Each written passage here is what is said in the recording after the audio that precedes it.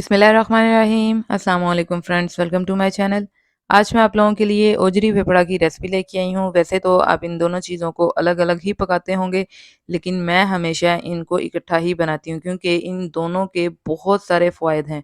मैदे की बीमारियों से बचने के लिए हमें ओजरी का इस्तेमाल करना चाहिए और अगर खून की कमी को आप पूरा करना चाहते हैं तो फेफड़े का इस्तेमाल अपनी रूटीन में लाज़मी रखा करें। तो आज इन दोनों के कॉम्बिनेशन से हम बहुत ही ज़बरदस्त रेसिपी तैयार करने वाले हैं और रेसिपी के स्टार्ट से पहले अगर आप मेरे चैनल पे नए हैं और अभी तक आपने चैनल को सब्सक्राइब नहीं किया तो जल्दी से चैनल को सब्सक्राइब कर लें। बेल आइकन का बटन हिट करना ना भूलें ताकि इसी तरह की मज़े-मज़े की वीडियोज़ मैं आप तक पहुँचा सकूँ। चलते हैं वीडियो की तरफ।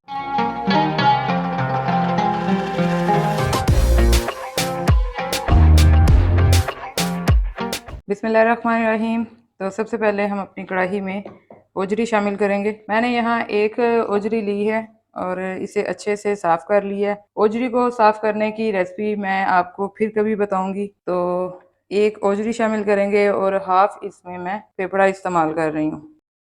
इन दोनों चीज़ों को शामिल करने के बाद हम इसमें अपने कुछ इंग्रेडिएंट्स शामिल करेंगे। 2 अदद मीडियम साइज़ के कटे हुए प्याज, 20 से 25 जवे उसके लहसुन के, 4 से 5 इसमें कटी हुई सब्ज़ मिर्चें शामिल करेंगे, 2 अदद बारीक कटे हुए टमाटर। अब थोड़े से इसमें हम स्पाइस शामिल कर लें। 1 टीस्पून नमक, 1 टीस्पून ही लाल मिर्च जाएगी, हाफ टी स्पून हल्दी, हाफ टी स्पून ही ज़ीरा पाउडर और हाफ टी स्पून धनिया पाउडर शामिल करेंगे। और ओजरी की स्मेल ख़त्म करने के लिए हम इसमें 2 टुकड़े दालचीनी के शामिल करेंगे और 2 बड़ी इलायचियाँ। फिर हम इसमें तकरीबन 2 ग्लास पानी शामिल करेंगे। अब हम इसे 30 से 40 मिनट तक बिल्कुल लो फ्लेम पर पकने के लिए रख देंगे। और अगर आप प्रेशर कुकर इस्तेमाल कर रहे हैं तो फिर आपने 20 से 25 मिनट का स्टीम लगाना है। जी, तो 40 से 45 मिनट हमें हो चुके हैं। अब हम चेक करते हैं कि ओजरी और फेफड़ा हमारा किस हद तक गल चुका है। पानी भी मुकम्मल तौर पे हमारा खुश्क हो चुका है और ओजरी और फेफड़ा भी बहुत ज़बरदस्त गल चुका है। अब इस पॉइंट पे फ्लेम हम अपना थोड़ा सा हाई कर लेंगे और पानी को अच्छे तरीके से ड्राई कर लेंगे।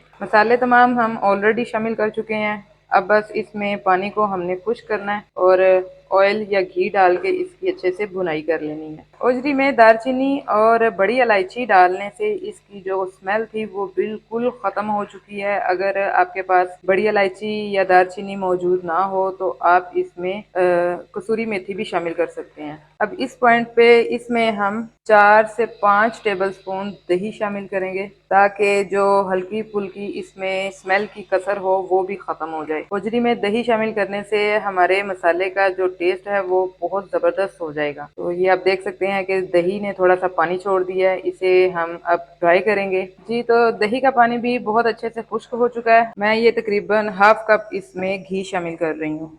फ्लेम आपका इस पॉइंट पे मीडियम टू हाई ही रहना चाहिए और 4 से 5 मिनट तक इसी तरह हाई फ्लेम पर ही हम अपनी ओजरी की भुनाई करेंगे।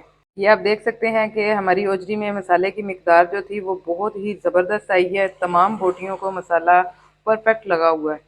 लेकिन अगर आपको ग्रेवी इससे ज़्यादा या कम चाहिए तो उस हिसाब से आप इसमें अपने मसाले की क्वांटिटी भी कम ज़्यादा कर सकते हैं। मतलब अगर आपको मसाला ज़्यादा चाहिए तो आप प्याज और लहसुन की क्वांटिटी को डबल कर लें और अगर आपको इसमें मसाला थोड़ा सा कम चाहिए तो आप उस क्वांटिटी को कम कर सकते हैं। ओजरी ने अभी तक ऑयल को नहीं छोड़ा, इसका मतलब है कि हमारी भुनाई अभी तक मुकम्मल नहीं हुई। दोस्तों, इस रेसिपी में जो सबसे ख़ास चीज़ है वो यही है इसकी भुनाई, क्योंकि अगर आप इसकी भुनाई अच्छी नहीं करेंगे तो ओजरी में स्मेल वैसी की वैसी ही रह जाएगी और फिर ये खानी थोड़ी मुश्किल हो जाएगी। तो भुनाई पे आपने टाइम अच्छे से लगाना है और इसकी भुनाई आपने बहुत परफेक्ट करनी है। ये आप देख सकते हैं कि मसाला हमारा नीचे लगना शुरू हो चुका है, लेकिन आपने ओजरी को भूनते हुए इसमें पानी शामिल नहीं करना, बल्कि आपने कढ़ाई को थोड़ा सा चूल्हे से साइड पे करके ये मसाला उतार लेना है और फिर वापस इसको चूल्हे पे रख देना है। जी, तो इस तरह मसाले को हम साइडों से और जो नीचे थोड़ा सा लग गया था उसे कढ़ाई को साइड पे करके हमने उतार लिया। अब इसकी दोबारा हम भुनाई करेंगे। बाकी हम किसी भी डिश की जब भुनाई करते हैं तो मसाला हमारा इस तरह अगर नीचे लगता है तो आप हल्का सा इसको पानी लगा लेते हैं, लेकिन ओजरी को भूनते हुए अगर आपका मसाला नीचे लग रहा है तो आपने पानी बिल्कुल भी इसमें शामिल नहीं करना, क्योंकि पानी को शामिल करने से दोबारा इसमें स्मेल हो जाएगी। तो इसका सबसे बेहतरीन हल यही है कि आपने आराम से अपनी कढ़ाई को चूल्हे से ज़रा साइड पे कर लेना है और इसी के पानी से आपने ऐसे चम्मच हिलाते रहना है और मसाले को उतार लेना है। और जब आपका मसाला नीचे से अच्छी तरह उतर जाए तो वापस आपने चूल्हे पे रख के उसकी भुनाई कर लेनी है। तो ये आप देख सकते हैं कि हमारी ओजरी की बहुत ही ज़बरदस्त भुनाई हो चुकी है। ओजरी ने ऑयल को छोड़ दिया है, इसका मतलब है कि हमारी ओजरी परफेक्ट भुन चुकी है। अब हम इसमें बिल्कुल लास्ट पे थोड़ा सा साबुत ज़ीरा शामिल करेंगे। ओजरी की भुनाई हमारी परफेक्ट हो चुकी है। अब चलते हैं इसकी सर्विंग की तरफ। तो माशाल्लाह से हमारी रेसिपी बहुत ज़बरदस्त तैयार हो चुकी है।